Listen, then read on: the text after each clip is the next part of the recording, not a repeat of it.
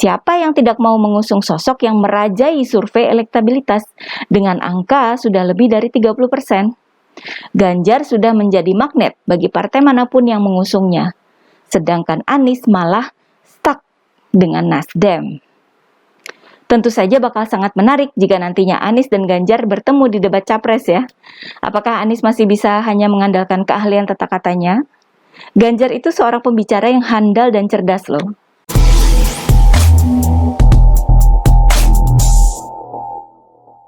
Hai guys, jumpa lagi dengan saya, Nina Nur. Bersama-sama kita akan mengulik dunia politik dengan awas, waras, dan cerdas. Saat ini dalam konteks Pilpres 2024, Anies Baswedan menjadi sosok yang paling banyak jadi berita, yang bikin rame. Pertama ya karena Anies, yang katanya merupakan antitesisnya Presiden Jokowi. Kedua, karena yang mengusung Anies adalah Partai Nasdem, yang notabene adalah salah satu partai pendukung pemerintahan Presiden Jokowi. Bisa dibilang bahwa dengan mendeklarasikan Anies sebagai bakal Capres 2024, maka Nasdem ini bergabung ke kubu lawan. Karena partai-partai yang sedang didekati Nasdem untuk dijadikan teman koalisi adalah Demokrat dan PKS, yang notabene merupakan partai oposisi. Sudah riuh suara-suara yang meminta Nasdem keluar dari koalisi pendukung pemerintah, dengan mengeluarkan 3 menteri Nasdem dari kabinet Presiden Jokowi. Namun, hingga sekarang, Nasdem kekeh menyatakan bahwa mereka masih akan mendukung pemerintahan Presiden Jokowi sampai selesai. Apa ya ini namanya? Gak tahu diri? Tak khawatir 3 menterinya akan terkena reshuffle dari Presiden Joko Widodo. Pasalnya, Nasdem telah mengusung Gubernur DKI Jakarta Anies Baswedan sebagai calon presiden. Di sisi lain, Ketua DPP Bidang Pemenangan Pemilu Partai Nasdem Effendi Hoiri mengklaim, Jokowi tak akan mengambil keputusan tersebut. Sebab, Jokowi menghargai perjuangan Surya Paloh yang membantu pemenangannya pada pemilihan presiden 2014 dan 2019. Kalau memang mendukung pemerintah, mengapa mengusung Anies? Apakah karena Anies merupakan pilihan kedua? Setelah pilihan pertama menolak Nasdem? Ini juga sebuah kemungkinan ya. Nasdem bisa jadi memilih Anies karena terpaksa. Yang penting, yang sangat diharapkan Nasdem pastinya kenaikan angka elektabilitasnya. Dalam berbagai survei, elektabilitas Nasdem itu merosot, bahkan hingga di bawah 4%. Angka 4% ini adalah angka keramat, batas bagi partai politik untuk bisa masuk parlemen atau DPR RI ya. Kalau kurang dari itu, ya nggak bisa masuk parlemen. Padahal dalam Pileg 2019, Nasdem memperoleh angka 10%. Jauh benar ya.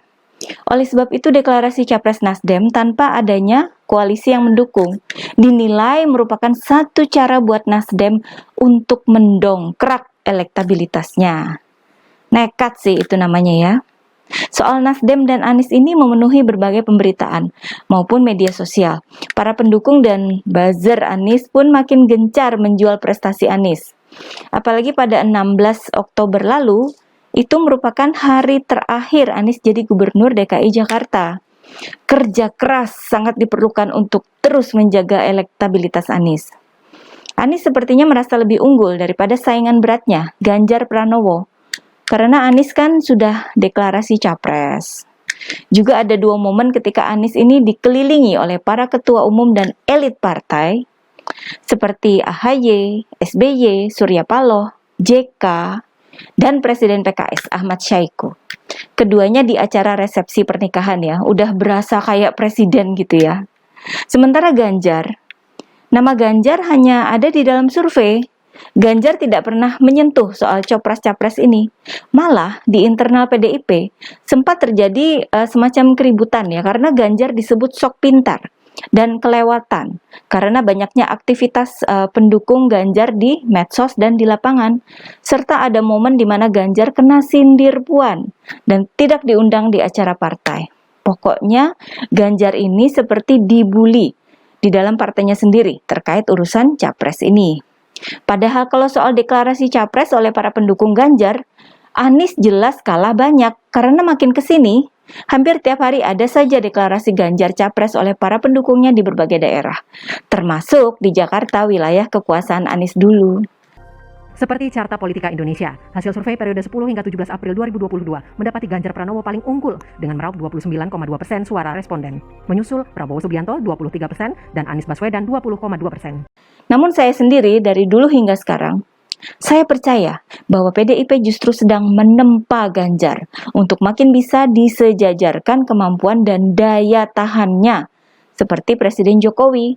Saya yakin PDIP bakal mengambil langkah dan keputusan berdasarkan aspirasi publik dan pertimbangan-pertimbangan strategis politis. Sama halnya dengan pengalaman dulu dengan Presiden Jokowi. Nampaknya keyakinan saya ini makin tercium ya kebenarannya. Karena pada hari Selasa lalu tanggal 18 Oktober muncul berita yang cukup mengejutkan, yakni Ganjar menyatakan siap jika untuk maju capres. Sambil menekankan bahwa Ganjar adalah anggota partai yang menghormati proses internal partai sampai pengambilan keputusan yang terbaik. Panjang lebar Ganjar memaparkan peran partai politik, proses yang sedang terjadi antar partai, perlunya koalisi dalam mengurus negara, hingga tantangan-tantangan yang dihadapi negara ini di masa depan. Bedalah ya isi pernyataan Ganjar jika dibandingkan dengan bakal capres yang terkenal pintar menata kata itu loh. Momen Ganjar menyatakan kesiapannya ini, saya kira sudah diatur sedemikian rupa agar punya imbas yang terasa kemana-mana. Ini sebuah langkah strategis. Bukan sekedar Ganjar tiba-tiba merasa sudah saatnya. Seperti kata Anies, wis wayahe. Sudah saatnya terlibat politik. Untuk menjelaskan mengapa Anies menerima pinangan Nasdem, Ganjar tidak seperti itu ya. Ada sesuatu di balik pernyataan kesiapan Ganjar. Seorang Ganjar pasti mendapat izin dulu. Entah dari Ibu Megawati atau dari Presiden Jokowi. Kita nggak tahu ya.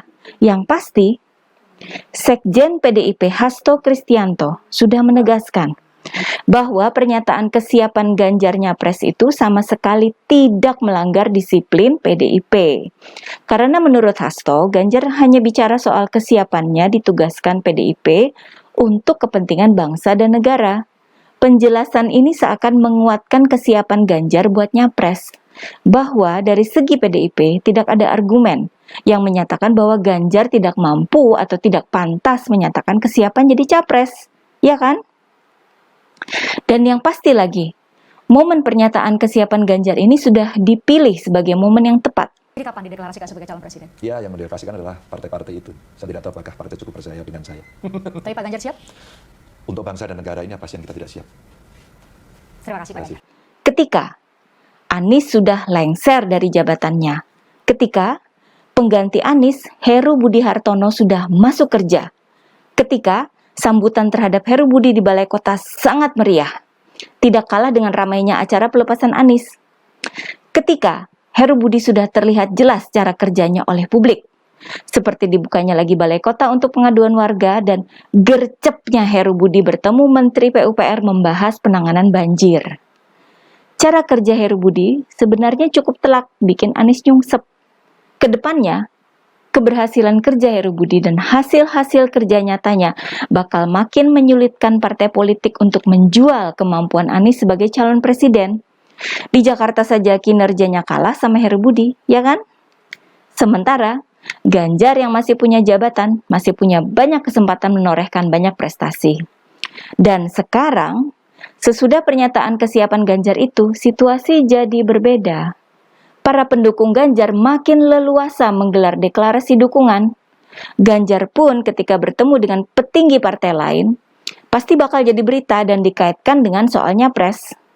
Sekarang saja, sudah muncul berita analisa pengamat politik, bahwa Koalisi Indonesia Bersatu atau KIB itu dianggap dipersiapkan untuk mendukung Ganjar berpasangan dengan Ketua Umum Partai Golkar Erlangga Hartarto di Pilpres 2024. Ini sejalan dengan hasil survei SMRC dan survei LSI Deni JA, di mana pasangan Ganjar Erlangga merajai simulasi pasangan Capres-Cawapres 2024. Ditambah dengan pernyataan Erlangga yang bakal membicarakan soal Ganjar dengan internal partainya pasca pernyataan kesiapan Ganjar Nyapres.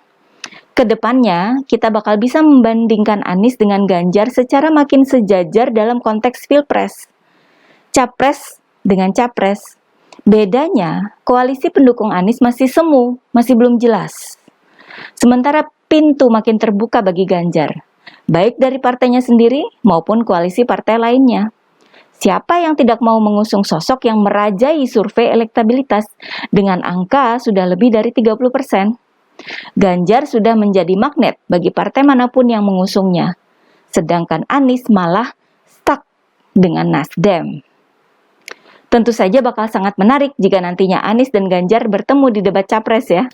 Apakah Anies masih bisa hanya mengandalkan keahlian tata katanya? Ganjar itu seorang pembicara yang handal dan cerdas loh. Selalu dari kura-kura.